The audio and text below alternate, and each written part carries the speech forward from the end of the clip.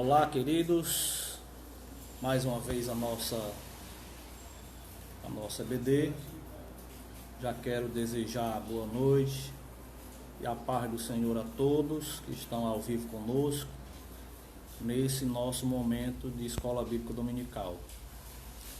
Em alguns minutos nós iremos iniciar o nosso assunto de hoje, que é um assunto muito importante para os dias atuais. Trataremos hoje a relação da Bíblia em relação à família. Falaremos em relação à conduta do crente, a conduta do cristão, em relação à família. Temas importantes que trazem uma discussão importante para o crescimento da igreja. Que possamos, nesse momento, estarmos buscando conhecimento, buscando as coisas celestiais. Iremos falar hoje sobre o papel do marido, sobre o papel da esposa e também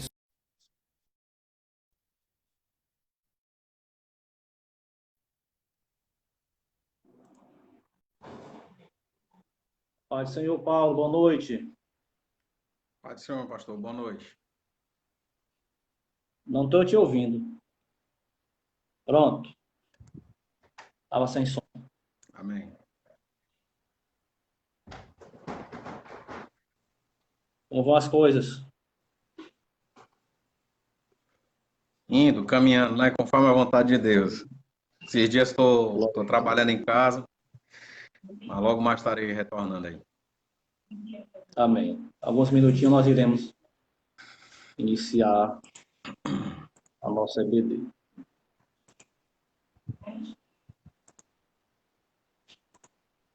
E o pastor, como tem sido os dias? Dias difíceis, né? Cheio de desafios. Verdade. Diferente, digamos assim, mas Deus é conosco, né? Verdade. Só compartilhar aqui nos nossos grupos o nosso link para os nossos irmãos acompanharem.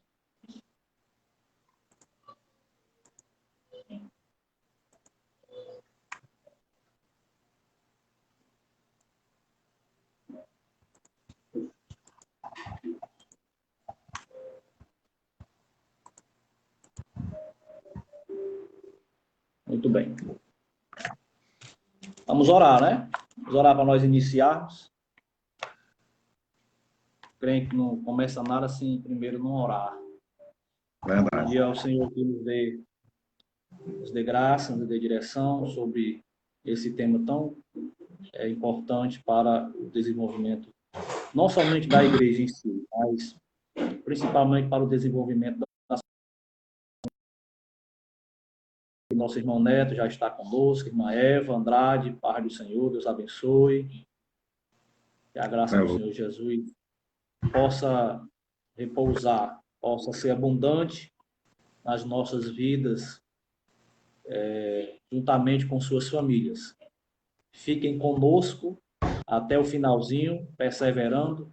Muitos irmãos têm sido abençoados, não somente durante a transmissão, mas durante a semana os irmãos têm acompanhado, têm ido lá, principalmente no Facebook, e têm dado uma olhadinha.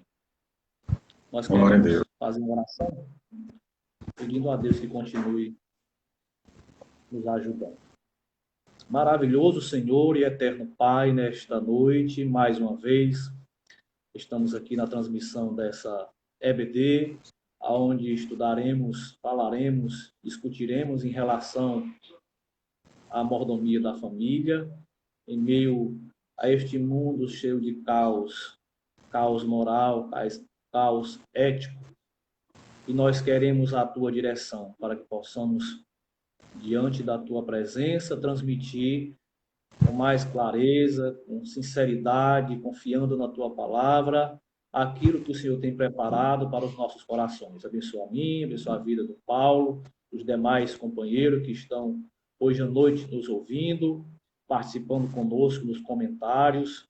Meu Deus, abençoa, Pai, brevemente o nosso retorno ao culto na congregação, que possamos, pela direção do Teu Espírito Santo, sermos abençoados, que tudo escorra de uma forma abençoada para a glória do Teu nome. Amém. Irmãos, nós estudaremos a lição 12, nós estamos aqui na penúltima lição, e falaremos sobre o comportamento, a conduta do crente em relação à família. Essa palavra, né, que o tema usa como crente, é uma palavra mais de convivência familiar da própria igreja, principalmente dos assembleianos, né?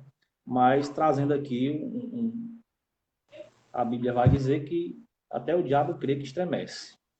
Mas essa palavra, ela traz a responsabilidade daqueles que já conhecem a palavra de Deus, buscam nela refrigério para a sua vida e têm as Escrituras como um norte para a sua conduta, não somente congregacional, mas principalmente em relação à sociedade. Nós temos um testemunho a zelar, não somos ainda perfeitos, buscamos essa perfeição que ela provém de Cristo, mas almejamos naquele grande dia alcançarmos o céu que foi nos preparado por herança daqueles que hão de vencer até o final, irão lutar até o final.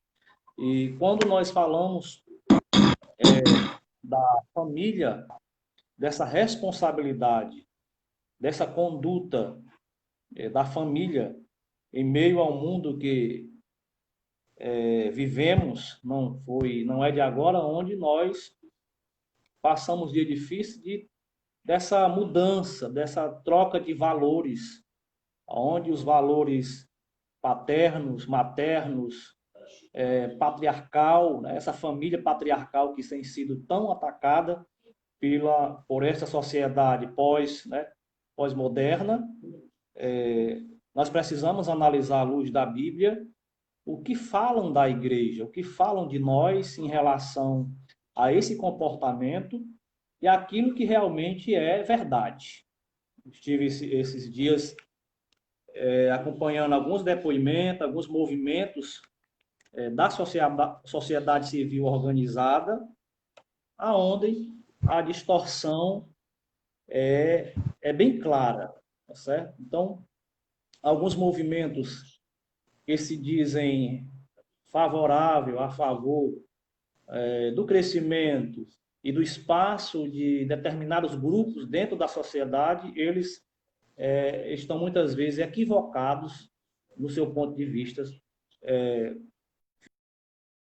Precisamos, como igreja, não somente contra-atacar, mas esclarecer pela palavra de Deus aquilo que a Bíblia tem a nos falar. Não adianta as pessoas...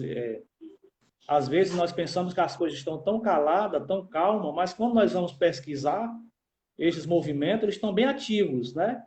Estão bem ativos, se organizando, fazendo suas palestras, transmitindo ideia de países para países, reunindo pessoas, colocando ideias no coração daqueles que fazem as leis, e a igreja precisa muitas vezes reagir. Já dizia, se salvo engano, Charles Spurgeon, que não há como desassociar as coisas de Deus, a religião da política. Falando de política, ela vai trazer um leque bem amplo, né, em relação a todas as áreas que compõem a política. Paulo, introduz aí o nosso comentário. Amém, glória a Deus. O que a gente vê no mundo atual que nós vivemos são movimentos com inversões de valores totalmente voltado para um sentido próprio de uma ideologia, né? É o que nós podemos dizer assim. Então, essa questão das ideias, elas, de um tempo para cá, elas têm sido realmente o que tem sido combatido, né?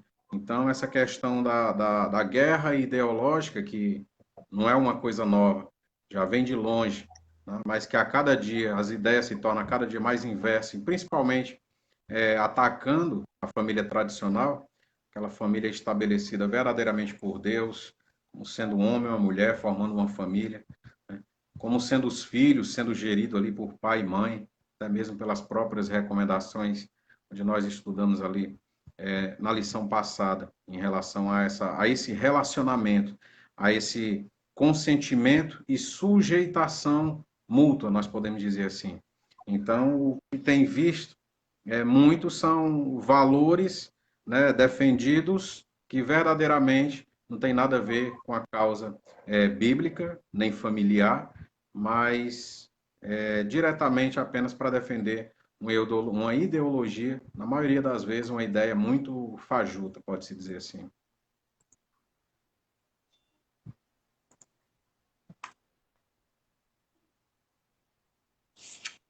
O nosso texto áureo diz assim: por isso deixará o homem seu pai e a sua mãe, e unirá a sua mulher, e serão dois uma só carne. Efésios capítulo 5, verso 31. A verdade prática, ele vai falar o seguinte: Deus estabeleceu o casamento monogâmico, heterossexual e indissolúvel. Isso é, a instituição da família para a glória do nome dele. Então, ele traz esses três aspectos aqui em relação à família, e estava lendo bastante, que eu acho que a melhor forma de entender como as pessoas pensam em relação a diversidades de famílias é lendo muitas vezes o que eles realmente escrevem, o que eles criticam. E é isso que eu faço às vezes, ler essas críticas, tentar entender qual é o ponto de pensamento deles e de que eles divergem. Então, falta, é claro e evidente, nessas pessoas que divergem da família tradicional, o entendimento bíblico, não trazendo somente a questão do modelo antigo, da família antiga judaica, como os gregos viam isto em relação ao homem, à mulher e o filho. E eu já liderei jovens muito tempo na minha vida, adolescentes, e percebi uma coisa interessante. Nós introduzimos aqui que uma das maiores dificuldades da gerência da família, da introdução do ensino primordial, aquele ensino do lar, diretamente da formação desses adolescentes para o mundo, é a deficiência que se tem no ensino dentro de casa. Então, muitas das vezes, o pai é separado da mãe, foi muitas das vezes que eu acompanhei isso, ou vice-versa, a mãe tem que trabalhar, ou o pai, e essa criança, esse adolescente, fica desprovido de um ensino mais fundamental, desse ensino mais apropriado, dessa convivência mais materna-paterna, da questão da responsabilidade dos dois. Essa criança, esse adolescente, esse pré-adolescente, ele cresce deficiente na sua formação psicológica em relação ao ver essa família. Então, os transtornos e as consequências da má convivência, né? Eu posso dizer, talvez seria mais apropriada essa palavra, da má gerência desta família, da má formação desta família, trazem consequências de como essas pessoas irão ver a família tradicional como um todo, né? Como um todo mais na frente. Então, como é que a sociedade que tem tentado introduzir dentro desta mesma sociedade um projeto de proporções globais, né? Em relação a essa agenda global que existe hoje, em relação a ser contra a família tradicional, sendo contra principalmente a família tradicional. E muitas vezes, quando eu olho esses argumentos, eles têm um ponto, né, abre aqui aspas, de verdade, como eles falam que muitas vezes aquelas pessoas que não estão dentro desse pensamento da família patriarcal, elas são excluídas, né? Então, há esse pensamento lá fora, que essas pessoas são excluídas, que elas não são amadas, né?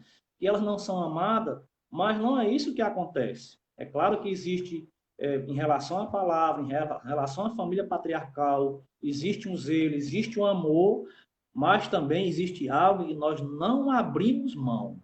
Nós não abrimos mão da autoridade da palavra de Deus e daquilo que a própria Bíblia condena e é categórica e enfatiza alguns pontos. Por isso que muitas vezes as pessoas não nos entendem e somos taxados como pessoas que excluem outros grupos que são organizados dentro da sociedade. É claro que essas pessoas precisam ter espaços e às vezes elas não encontram no nosso meio, mas muitas das vezes elas procuram espaço de forma diferente, tentando apagar, como eu ouvi esses dias, apagar o brilho de alguém. Então, muitas vezes o espaço que se quer alcançar de grupos organizados é tentando apagar o brilho da família tradicional. Então, isso geralmente vai gerar uma consequência, vai gerar um choque. Então, é claro que isso aqui é um assunto que deveria ser mais discutido.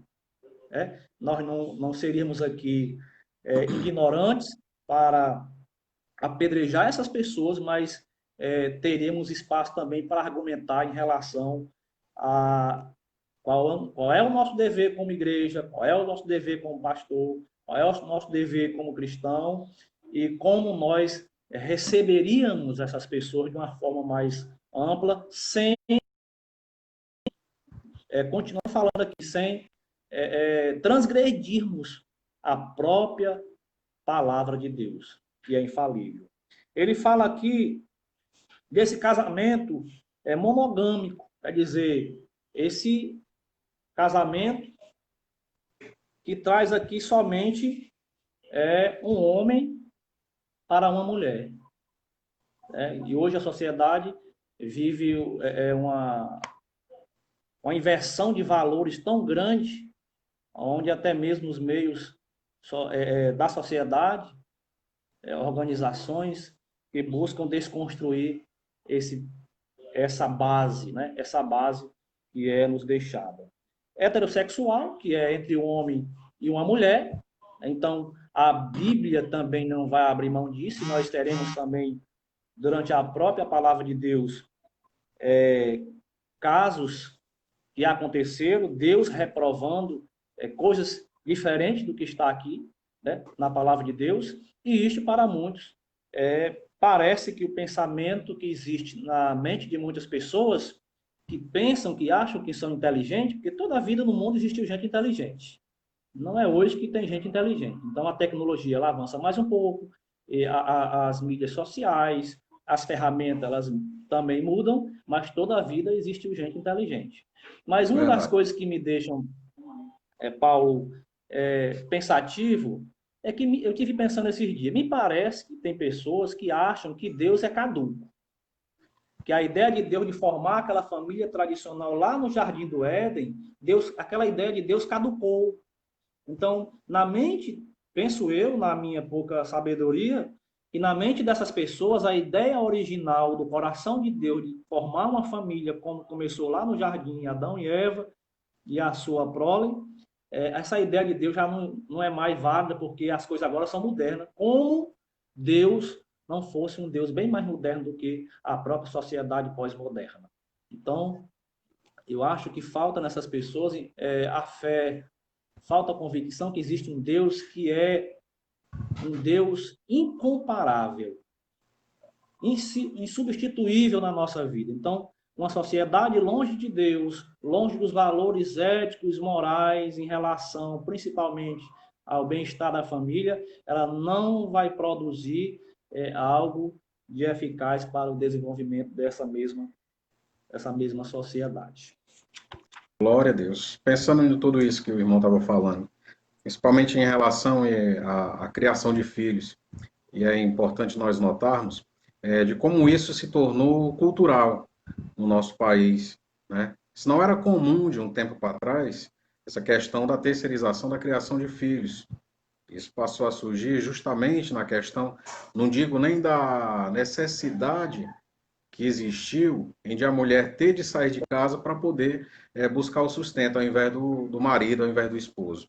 Mas diversos fatores ocorreram para que essa situação da mulher ter que se voltar para o trabalho e fazer a questão da terceirização dos filhos, no caso das mães que são ali, simplesmente têm os seus filhos, né? Às vezes, infelizmente, não sabe nem quem é o pai, coisa do tipo, alguma coisa assim, e pegam esse grande encargo de poder fazer a criação do filho e precisam trabalhar. Eu não falo nem nessas questões, mas eu falo mesmo nessas questões de homens e de mulheres que têm condições, né? E abrem mão de um privilégio tão grande que é justamente da criação dos filhos e acabam que terceirizando e acabam que lá na frente tendo um prejuízo enorme, irreparável em relação a você, na maioria das vezes, nem conhecer o seu filho ou a sua filha, porque, enfim, não tem como você conhecer alguém se você não conviveu, se você não criou. E a gente vê que o que a sociedade tem oferecido é de que esse padrão moderno, né, que é exigido pela sociedade, que isso é totalmente aceitável, né? Que não foge a padrão nenhum, nem moral, nem bíblico. A gente sabe que não fere realmente, mas em algum momento ele vai ferir, porque, querendo ou não, a pessoa deixa de ter aquela responsabilidade com o filho. Então não se pode cobrar algo de alguém se você não conhece, você não pode cobrar algo de alguém se você não instruiu, se você não teve esse privilégio de instruir, de ensinar, e que agora o filho cresceu, né? O que a Bíblia nos ensina, na verdade, é que nós devemos ensinar aos filhos o caminho que deve se andar, justamente para que quando cresça não venha se desviar.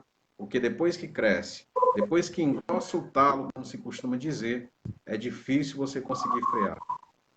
É quando a gente vem conseguir perceber de que essa tentativa da sociedade em cobrir algo que aparentemente está descoberto, que precisa de algo para que venha fechar ali aquele buraco, né? Esse buraco ele já deveria ter sido preenchido faz tempo. Conheço mulheres que fizeram o contrário, trabalhavam, né, engravidaram e quando tiveram seus filhos saíram dos seus empregos porque justamente escolheram a parte melhor. Essas são privilegiadas e essas verdadeiramente saberão, né, o real sentido, o real valor daquilo que elas fizeram atrás de como valeu no futuro, né? Verdade. É só o terceiro ponto, o terceiro item que ele vai falar, homogâmico, heterossexual e indissolúvel. Se casou, deixou o pai, deixou a mãe, deixou a família, foi morar junto com outra pessoa que escolheu ali, pela graça de Deus, agora é até que a morte nos separe. Este valor não é defendido na sociedade com a sua agenda global. Então, o que é que nós vemos hoje? Nós vemos um movimento feminista que começou aqui no século XIX. Nós vemos a questão do aborto, de tanto se tem batido em questão em relação ao aborto e à liberdade da mulher em relação ao aborto, um assunto também que tem sido muito discutido na sociedade. Mas, quando nós falamos em relação ao movimento, principalmente feminista, nós iremos tratar aqui mais na frente, nós conseguimos enxergar logo no governo do Sarney, né? Depois que foi criado, em 1985, o Conselho Nacional do Direito da Mulher. Isso não estou dizendo que a mulher não tenha os seus direitos, tá certo? E esse movimento criou mais força quando a nossa Constituição foi formada em 1988 e nós vimos aqui algumas coisas que vão acontecer. Eu falo isso porque a minha esposa, graças a Deus, é formada em Direito e um dos seus trabalhos foi justamente essa área, o juizado da mulher. Então, eu não tenho nenhuma dificuldade de ter uma pessoa que tenha condições de ajudar a família, tem um entendimento em relação a esta família, mas que, à luz da palavra de Deus, nós iremos ver isso, na introdução também ele vai dizer isso, no modelo divino, os membros da família são iguais. Iguais em quê? Porém, cada um desempenha um papel diferente. Nesta lição, veremos a conduta requerida por Deus para a família cristã. Então, o que é que se coloca na sociedade hoje? É que esta família é construída, se ela for construída com padrões patriarcal, esse modelo judaico, divino, ela é uma família atrasada. Então, essa família é muito criticada. Quando eu vou olhar aqui em relação a movimentos que buscam essa igualdade, essa briga, né, ferrenha, e dizer que a mulher ela tem que se igualar ao homem, é claro e evidente que é algo discutível, mas pela palavra de Deus nós conseguimos enxergar papéis importantes que não são menos importantes o papel da mulher em relação ao papel do homem e o papel dos filhos. Nós iremos discutir isso mais na frente. O primeiro ponto fala o seguinte: a conduta do crente como marido. Então, qual é o meu papel como marido? Qual o papel daquele que conhece a palavra de Deus como esposo, como companheiro? Voltando aqui um pouco para a própria palavra de Deus, nós conseguimos enxergar Adão lá no Éden. Deus tinha formado os animais, as plantas, os peixes. Deus agora traz Adão para que pudesse cultivar, cuidar. E nós conseguimos ver, lá em Gênesis, no capítulo 2, Deus formando a mulher pela necessidade de ser uma adjuntora, uma auxiliadora, uma companheira. Foi isso que Deus fez. Deus fez uma ajudadora. E na mente de muitas pessoas, até mesmo de muitos, da própria sociedade, essa ideia da mulher oprimida, da mulher que está sobre a autoridade do marido, ela não é bem vista, porque, abrindo aqui um parênteses, é claro que vivemos em meio a um país que ainda tem muita violência contra a mulher. Então, algumas coisas foram as mulheres. E 6, foi formada a Lei Maria da Penha, né? A Lei Maria da Penha. Já agora, em 2015, nós tivemos aqui a questão da lei do feminicídio.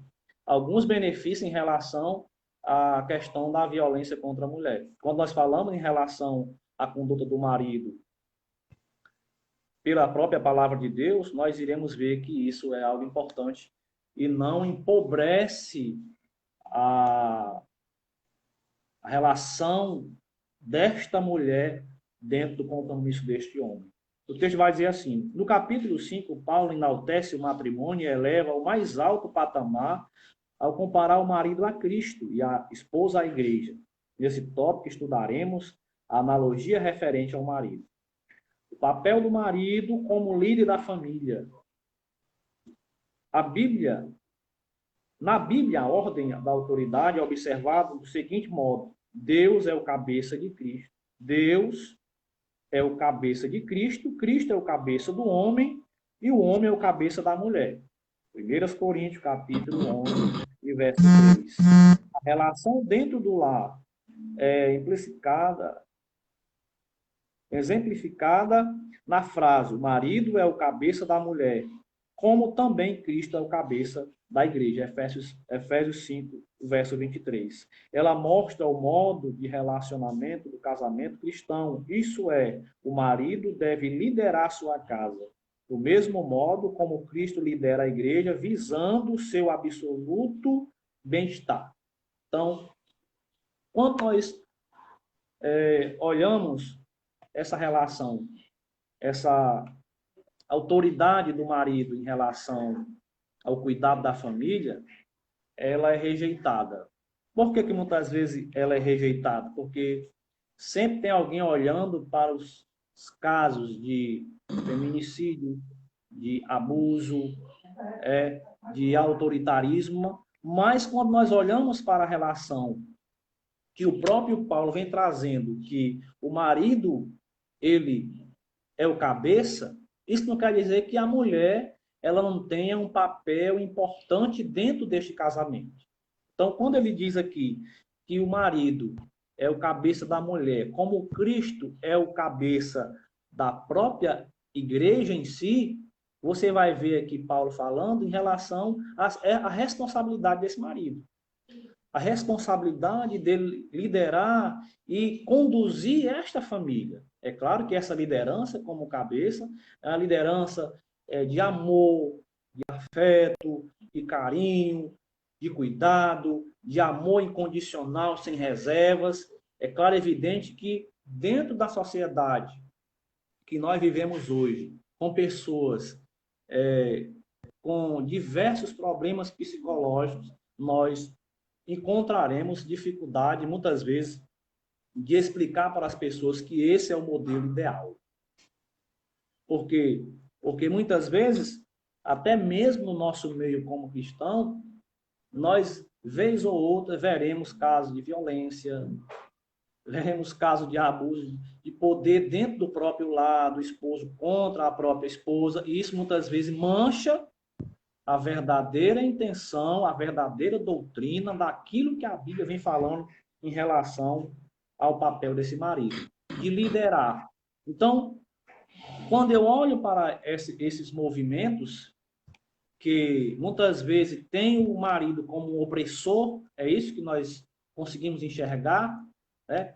Um homem que é opressor, a mulher que só serve para cuidar dos filhos, essa mulher que só serve para dirigir o fogão, essa mulher que só serve para satisfazer desejos do próprio marido, e isto, muitas vezes, não é bem compreendido pela sociedade lá fora.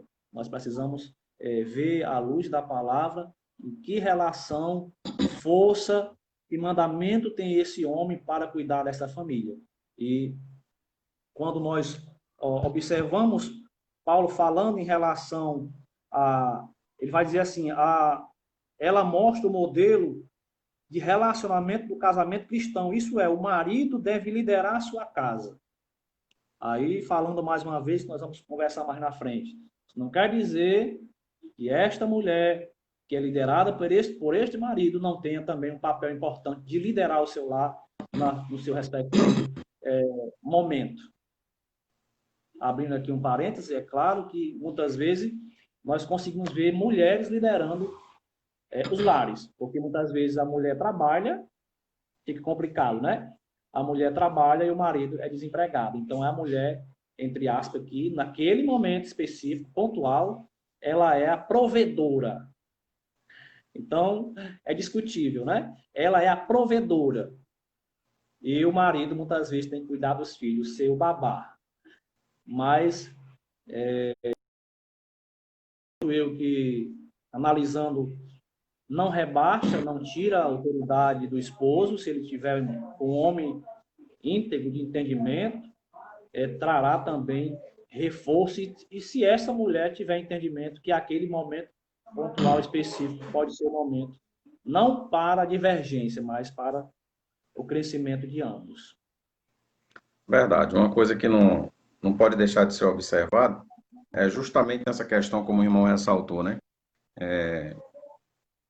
A esposa trabalha, o esposo não está trabalhando, que há uma grande diferença de não estar trabalhando como quem não trabalha, né? Então, no momento, aquele homem ele está sem trabalhar. Jamais a sua autoridade ela deve ser tirada. A mulher, naquele momento, verdadeiramente, como o irmão falou muito bem, ela é a provedora do lar, né? É uma responsabilidade atribuída a ela, que bem verdade que anteriormente não existia, mas em meio a situações em que vivemos, até a questão da própria cultura, né, que se estabelece isso, não é imoral de forma alguma.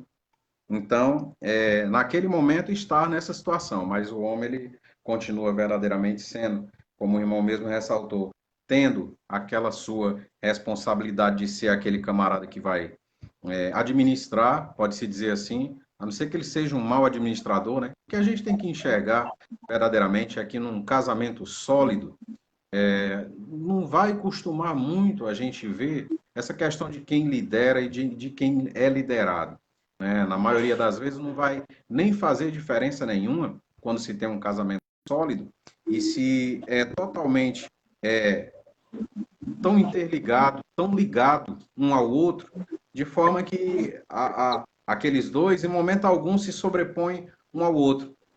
Que hoje, né, a partir do momento em que nós casamos, não somos mais somente um, somos dois agora que fazem um só.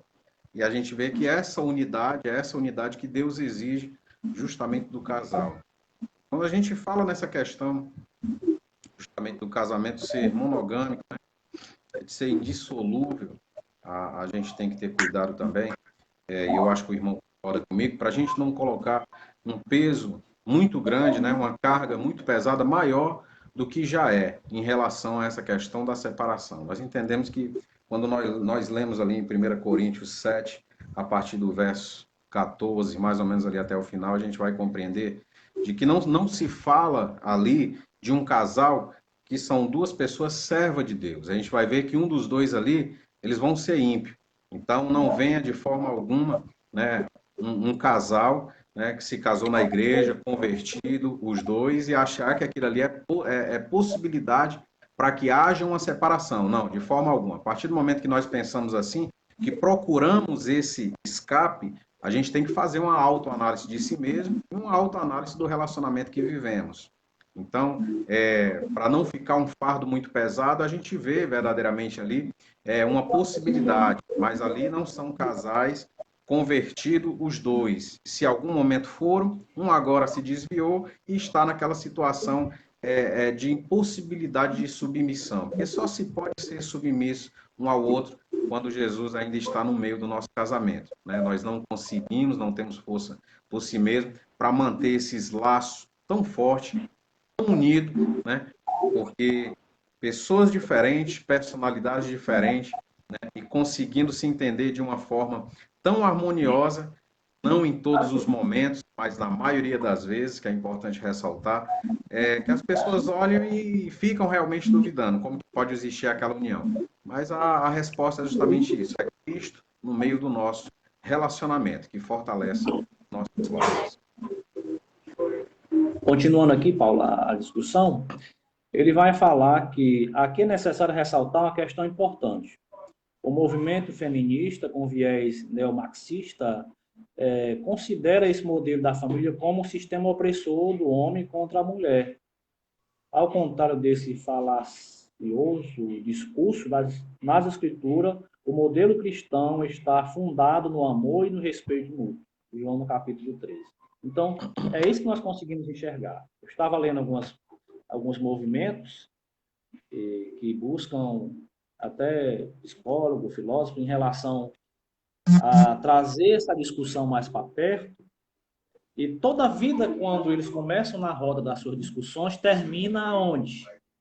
Termina nos evangélicos e nos católicos.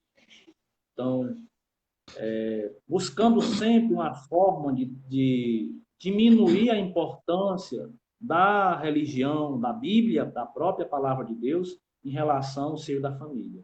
Então, quando você encontra essas discussões, ela tem um fundo, podemos dizer assim, de uma ideologia. Eu estava lendo, e como que nós cristãos e católicos somos taxados? Nós somos taxados de antigênero, né? Segundo eles, a palavra ideologia de gênero não existe e é vazia. Então, meus irmãos, é complicado quando essas pessoas trazem uma discussão dizendo que nós somos contra os gêneros. Então, precisamos ter um entendimento até onde vai esse papel. É claro que, olhando para a família tradicional lá na antiguidade, vamos botar aqui, no Antigo Testamento, até no comecinho do Novo Testamento, com os judeus, nessa visão judaica, trazendo ela para uma discussão nos nossos dias, uma sociedade totalmente diferente, o Paulo já até frisou sobre isso, com a comunicação diferente, com a, a carga tributária muito alta, a alimentação e a condição financeira da família, ela fica assim um pouco difícil. Aí faz aquilo que o Paulo frisou há pouco, obriga a esposa a sair do seu lar e, juntamente com o marido, cuidar das finanças. Nós temos mais meios comunicativos e, às vezes, foge essa responsabilidade da família. Da questão que o Paulo frisou. A mulher sai de casa, vai trabalhar, o marido também vai trabalhar, deixa na creche, deixa no colégio integral, deixa na casa do vizinho, e aquele filho vai crescendo, aquela filha vai crescendo, e aquilo que deveria ser ensinado pelos pais não são ensinados. Então, eu acho que quando as pessoas nos seus movimentos, principalmente movimento feminista, que tenta trazer um poder maior da autoridade da mulher, porque no passado, como era no passado? No passado, a visão do passado, que era a mulher, tinha que ficar sempre atrás, né? Sempre, no passado, a mulher estava sendo colocada para trás do homem. E agora, no futuro, agora no tempo presente, na realidade, as pessoas querem colocar a mulher na frente do homem. E não é esse o projeto de Deus. O projeto de Deus é que esta mulher nem esteja na frente e nem esteja atrás. Ela esteja lado, crescendo do lado, ajudando do lado, apoiando do lado, crescendo do lado. Então, essa intriga, esse pensamento que tem sido jogado na mente da sociedade, tem gerado atrito, medo, discórdia e o mau entendimento. Porque essas mesmas pessoas que muitas vezes pensam assim, até muitas delas têm família de tradição patriarcal, aí é onde há uma contradição. Elas lutam pelo, é uma palavra que a minha esposa nem gosta, empoderamento das mulheres, mas ao mesmo tempo elas choram e são apaixonadas pelo seu sexo oposto, que é um homem. Errado? É claro que não, né? Mas às vezes a própria divergência desses valores entra em contradição com aquilo que eles defendem. Então, essa mulher que tem filhos, tem um esposo e precisa cuidar desse esposo, e às vezes muitas delas não querem trabalhar porque querem ficar somente cuidando dos seus filhos, ela é tida como uma mulher oprimida, fracassada, né? E no modelo bíblico, essa mulher, ela nunca foi fracassada e ela nunca foi uma mulher oprimida. É claro que vai existir, dentre esses casos, pessoas assim, que são realmente oprimidas por seus maridos. Mas a Bíblia não condena também que essas mulheres não tragam o seu sustento para dentro de casa, como já foi falado aqui, e Provérbios também vai falar sobre isso. E o próprio Jesus vai dar muito ênfase no seu ministério a essas mulheres, né? Hoje pela manhã eu falava com um amigo sobre isso, né? Quem foi que foi lá no túmulo cedinho, enquanto os discípulos estavam medrosos, com medo escondido nas suas casas? Quem teve coragem de ir no túmulo cedo? Né? Quem levou o recado que Jesus tinha ressuscitado, que a pouco chegaria para se encontrar com ele? Então, Jesus também no seu ministério trouxe essa ênfase ao papel fundamental da mulher. A questão do movimento feminista é desconstruir a família tradicional. Não é trazer uma discussão, não é trazer um aprimoramento. Há um fundo falso aí. Há algo diferente aí. Trazer a ideia da desconstrução da verdadeira família. E até hoje esse chamado movimento feminista, ele pode ser dividido em pelo menos 3 fases, ou ondas, né, que alguns costumam dizer. O autor citou justamente a questão do feminismo neomarxista, vai ser aí justamente a segunda onda desse movimento. Então, quer dizer, já estamos na terceira onda desse movimento, e esse movimento ele tem verdadeiramente o intuito, não é outro, é de desconstruir toda essa base familiar cristã, que se levou tão dificilmente a preço de sangue, podemos dizer assim, para ser construída. A intenção justamente é desconstruir isso daí. Esses movimentos eles mudaram um pouco as suas ideologias no decorrer do tempo, justamente para poder tentar tratar aqueles argumentos que surgiam no meio do caminho ali, que justamente combatia essa questão da onda do feminismo. É bem verdade que a gente vai compreender que o feminismo liberal, quando ele surgiu ali no finalzinho do século XIX, já para o começo do século XX, a gente vai entender que a intenção do movimento não era nem de perto esse hoje que nós vemos, mas já existia já um resquício dessa questão da desconstrução da família. A gente vai entender que inicialmente eles lutavam ali por uma promoção da igualdade nos direitos contratuais e de propriedade para homens e mulheres, e na oposição de casamentos arranjados e da propriedade de mulheres casadas e seus filhos, justamente por seus maridos, e também pela questão das conquistas políticas, quando elas vão conseguir, ali nos Estados Unidos, votar. A gente vai ver que, inicialmente, era um movimento, pode-se dizer, apesar de tudo, legalista, né? Mas pouco moralista, e a gente vai entender que isso foram degraus que foram ali traçados pelo movimento feminista a ponto de chegar a essa degradação tão grande, né?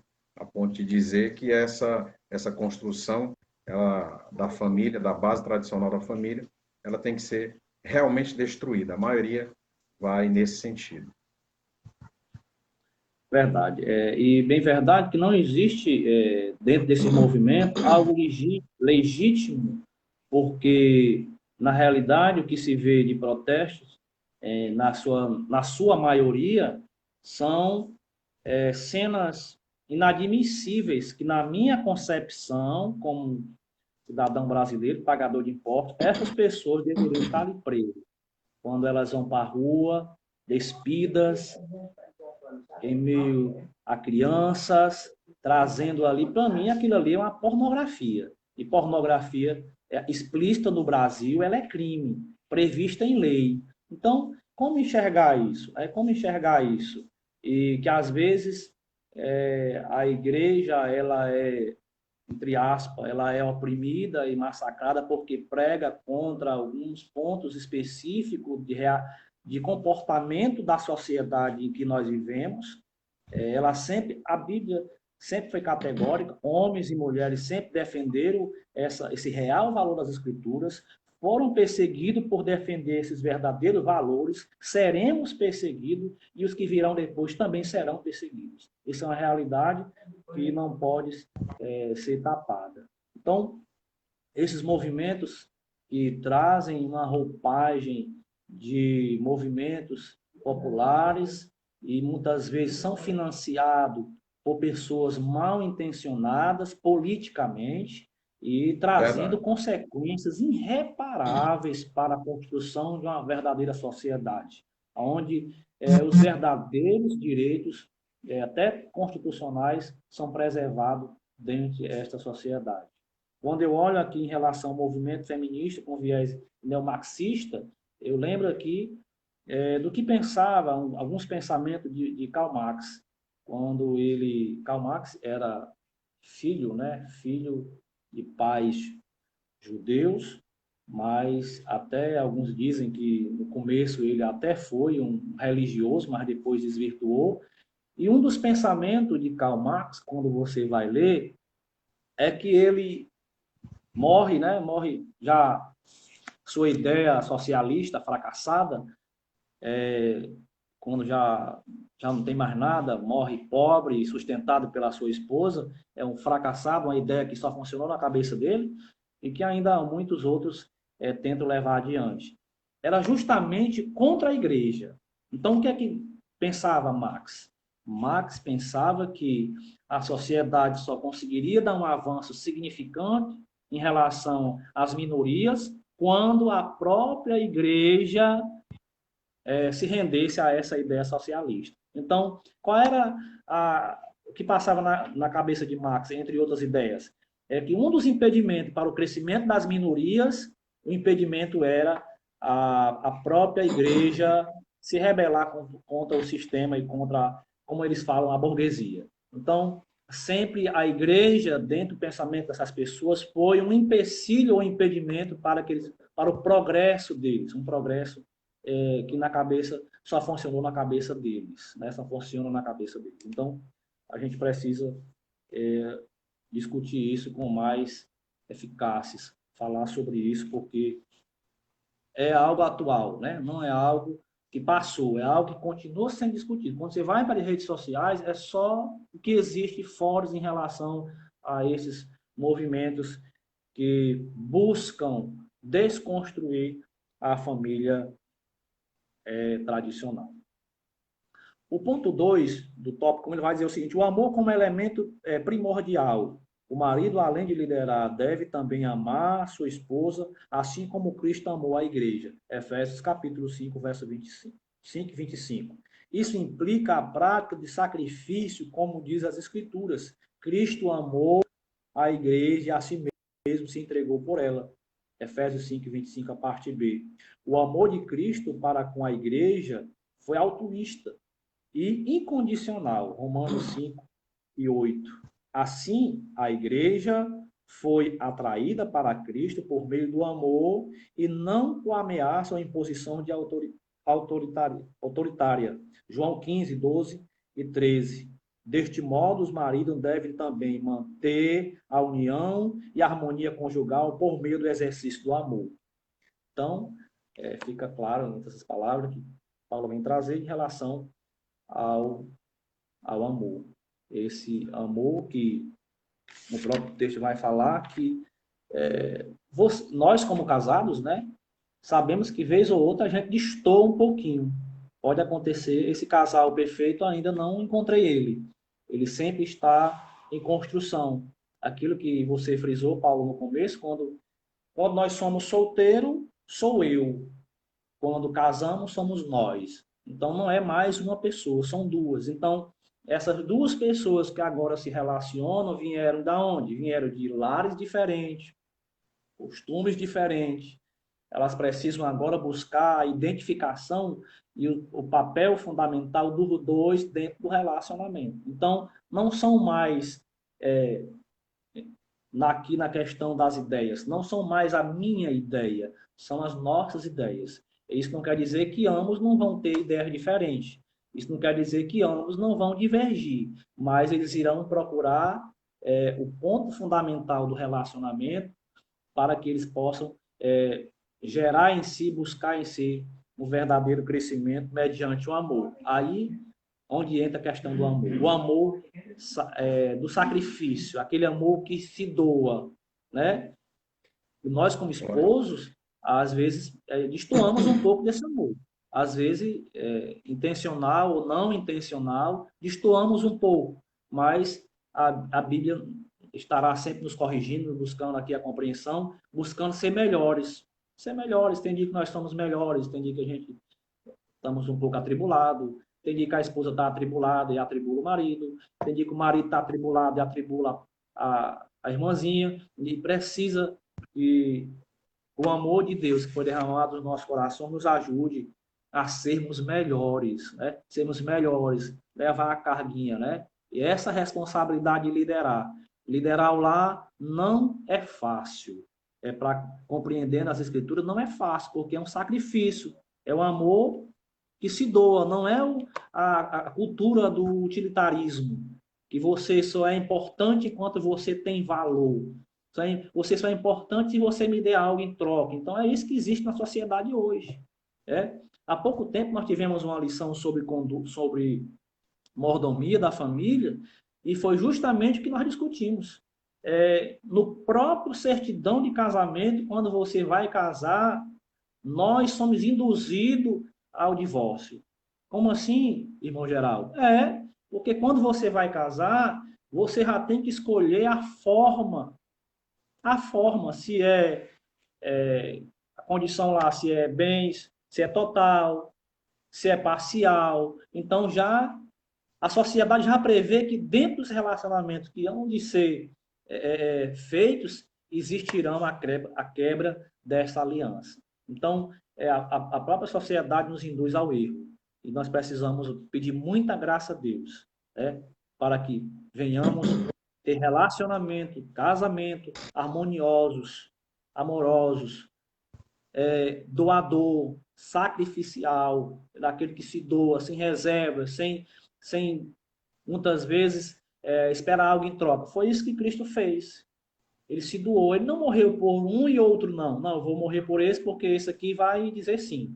Não, não vou morrer por esse porque esse vai dizer não. Não, ele foi, entregou a sua vida, aí essa mesma vida que ele entregou, esse mesmo sacrifício que ele fez, Paulo exemplifica e traz para nós como esposos.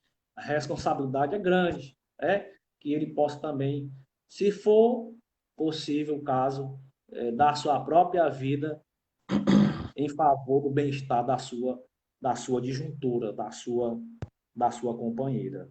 Então, é um relacionamento que tem que ter harmonia. Aí entra aqui o Espírito Santo, né? Entra a mão de Deus, entra a graça de Deus fazendo esse elo dentro desse relacionamento. Porque para a sociedade o casamento tem tudo para dar errado. Tem tudo para dar errado. Mas com a graça de Deus, com a bênção de Deus que foi ali inicialmente entregue no jardim, Deus continua abençoando casais que casam, vivem 30, 40, 50 anos, 60 anos, louvando a Deus e dizendo, bem velhinho ainda, eu vejo casal dizendo que minha velha e meu velho, né? Nós nos amamos. Então, isso é comprovado que Deus ainda continua aprovando esse modelo divino. E ele não muda, ele continua sendo o mesmo. Glória a Deus. E é interessante nós notarmos que o casamento tendo sido instituído por Deus é uma coisa tão maravilhosa que até as nossas ideias, elas não precisam ser construídas quando essas entram em conflito, mas elas precisam ser trabalhadas. E é isso que Deus faz a cada dia, trabalhar nas nossas vidas para que nós venhamos a cada dia mais e mais harmoniosamente conviver juntos, né? Porque o conflito ele nunca é interessante. Então, maridos, ame cada um a sua mulher, assim como Cristo amou a igreja e se entregou por ela. E como Jesus amou a igreja, né? Padrão tão elevado aqui. Afinal de contas, a Bíblia ela não poderia exigir de nós a não ser um padrão excelente, não é verdade, pastor? Então, quando a gente compreende que esta não é uma opção, mas uma ordem para ser obedecida, né? Este amor ele não é condicionado à beleza, à atitude ou mesmo comportamento, né? Este amor é altruísta, desprendido, que sacrifica seus próprios interesses, como o próprio irmão já ressaltou. E é essa que é a beleza do relacionamento entre duas pessoas, né? Glória a Deus. Verdade. Então, eu já estou aqui entrando, acho que juntamente com o Paulo, aqui nos nossos 15 anos, né, Paulo? Mais ou menos por aí também, verdade, né? Verdade. Em dezembro, meus 15 anos de casado. Próximo E mês já. louva a Deus. Minha esposa tá ali um pouquinho ocupada, fazendo ali umas obrigações de Amém. casa. Minha esposa, ela é multiuso, ela trabalha, ela é dona de casa, ela cuida de mim. E isso não desfavorece ela. Eu não acho que isso Sim, desfavorece ela. Ela verdade. tem um espaço, né? A esposa tem o seu espaço, o marido tem o seu espaço, ela mexe no quarto, ela mexe na cozinha, ela mexe na vida da gente todinha. Então, Amém. isso é importante, isso é bom quando existe um verdadeiro relacionamento, quando se é compreendido esse relacionamento. Se a Bíblia diz que o marido tem que amar a esposa como Cristo amou a igreja, aí o Paulo falou, é um padrão elevado. Verdade. Elevado. A gente tem que pensar muito, né, Paulo, sobre isso. Verdade, viu, pastor? Elevado. E graças a Deus vamos chegar aos 15 anos e com graça, né? Próximo mês Verdade. aí já estamos fazendo já esses 15 anos, em nome de Jesus. Eu vou concluir aqui o terceiro ponto do tópico 1 e vou passar para o Paulo já também discorrer. Ele vai dizer assim, o cuidado do marido à esposa. A escritura enfatiza que a esposa é parte do marido ao declarar: quem ama a sua mulher, ama a si mesmo. Acrescenta ainda que toda pessoa mentalmente saudável cuide do seu próprio corpo, o que significa que o marido deve dar atenção à sua mulher do mesmo modo que atenta para consigo mesmo. Isso implica proteger a esposa, promover-lhe uma vida digna. Essas reações de cuidado não se limitam apenas nas providências materiais, mas igualmente ao afeto, à consideração, à honra e entre outras. Tal demonstração de amor deve ser sincera, tanto em público como em particular, de modo permanente enquanto ambos viverem. Então, concluindo aqui o primeiro ponto, esse nosso pensamento em relação a esse marido, irmãos, a responsabilidade é bem maior. Eu acredito que é uma responsabilidade grande. Quando nós olhamos para o papel da mulher, que ela cuida do filho, que ela cuida do esposo, que ela muitas vezes também financeiramente traz o bem para o seu lar, isso quando dá certo é bom, é claro, é evidente quando não fique a sua família descuidada, desprovida desse projeto inicial de Deus, esse filho não fique desprovido. Eu conheço os pais que daqui a uns dias o menino vai crescer e não vai conhecer mais o pai, porque o pai sai de madrugada e sai o menino está dormindo. Então, muitas vezes, um dia eu analisando um pai falando a minha pessoa, dizendo em lágrimas uma palavra que me tocou muito, um amigo meu, né? Não quero citar o nome dele, eu não tenho essa permissão, mas algo que me tocou muito, quando ele disse assim, olha, eu vou repensar o meu ministério, vou repensar a minha vida. Ele vai, vou. O que foi que houve? Aí ele começou a chorar. Ele disse assim, a minha filha olhou para mim e disse, papai, onde o senhor está? Ele disse, estou aqui, minha filha, todo dia estou aqui. Papai, o senhor está, mas o senhor não está. Então a filha percebeu, uma filha de 3 anos, percebeu que o pai estava em corpo presente, mas os problemas da vida estavam sucumbindo ele, que ele não tinha tempo nem carinho para dar à sua filha. Ele disse assim, a partir daquele dia eu resolvi dar mais tempo para a minha família. Então, falta isso, né? Falta isso na gente. Antes da pandemia começar, a minha esposa há meses estava me cobrando, meu filho, quando é que você vai tirar 15 dias de férias da igreja? Vai dar certo. E realmente deu certo. Está com 3 meses, né?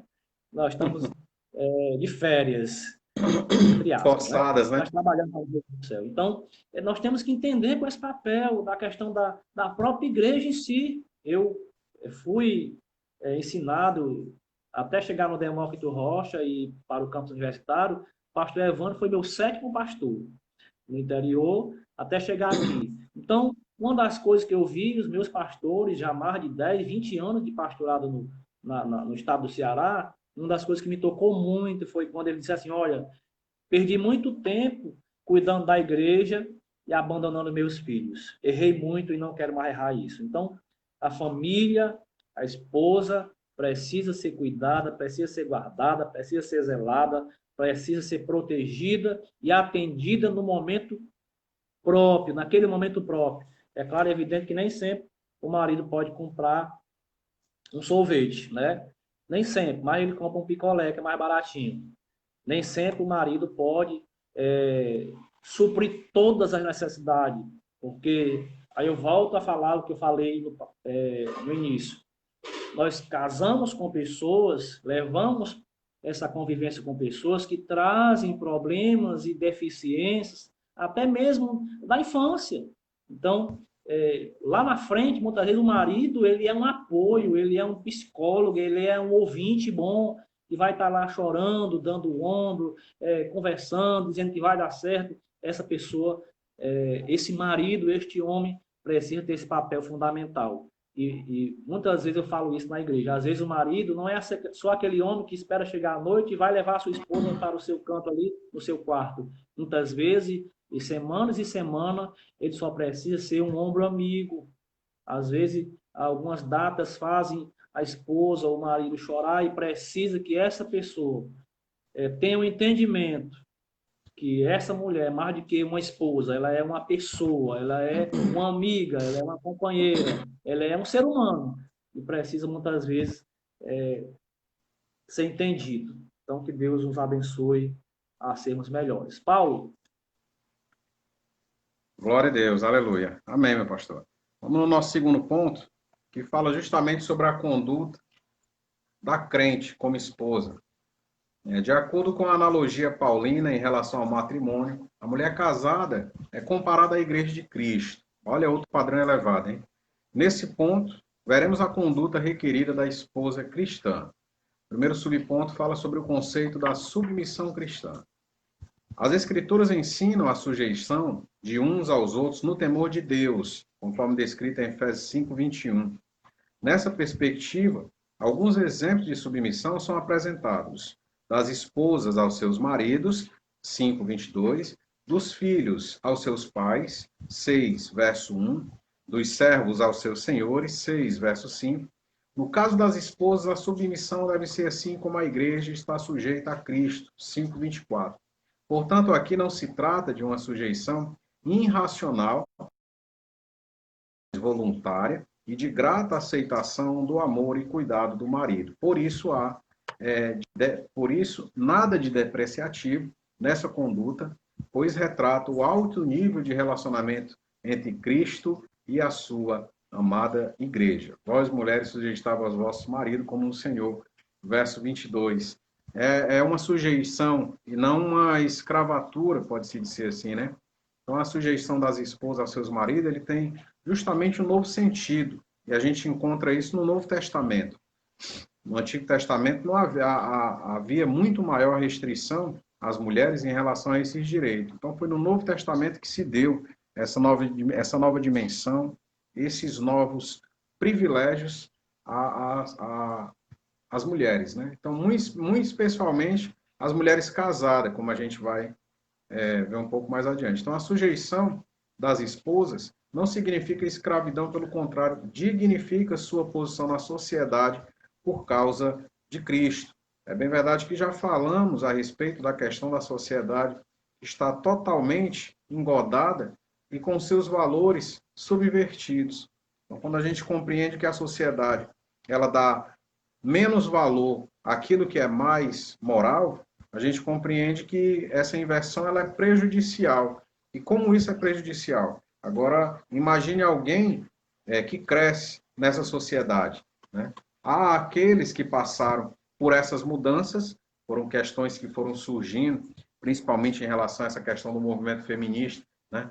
Isso algum dia foi muito novo para alguém. Não existia essa revolução, não existia essa revolta, né, tão exacerbada, podemos das mulheres quererem ser iguais